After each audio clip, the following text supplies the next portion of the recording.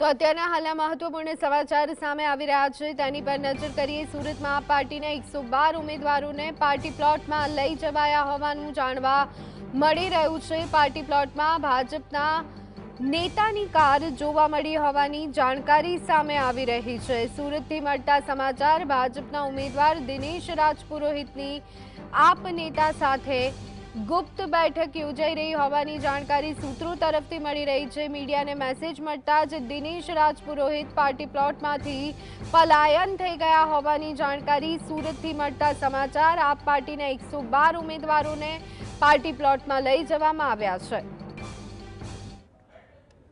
આ વોર્ડમાં હું કોઈકને મળવા ગયો હોય અને ત્યાંથી પ્રસાર થતો હોય ત્યાં કોઈ દુકાન હું કોઈ ફાર્મ હાઉસમાં ખોટી વાત છે। તમે કોઈ પણ સીસીટીવી ચેક કરી શકો છો। કોઈ પણ હું ફાર્મ હાઉસમાં કોઈ પાર્ટી પ્લોટમાં ગયો નથી। ઉમેદવારો તમારા સંપર્કમાં છે એવું માહિતી? અરે સુરત શહેરમાં જ બધા રહે છે, બધા એકબીજાના સંપર્કમાં હોય, આ તો કઈ મોટી વાત છે?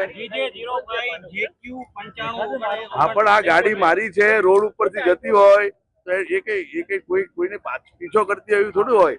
આ ગાડી આમ આદમી પાર્ટીના કોર્પોરેટર જ્યાં હતા તે જ પાર્ટી પ્લોટની અંદર જાય છે અને બહાર પણ આવે છે। અંદર ગઈ હોય તો તમે મને બતાવજો। આ સીસીટીવી છે, આ સીસીટીવી છે, તમારી ગાડી અંદર જઈ રહી છે, બતાવો ને તમે મને।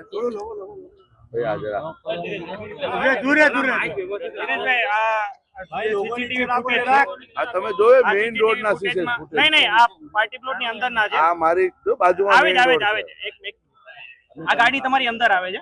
હવે ક્યાંથી આ જો આ ગાડી અંદર આવી, એ તો કદાચ વાળવા માટે આવી હોય ને વળી નીકળી ગઈ હોય ગાડી।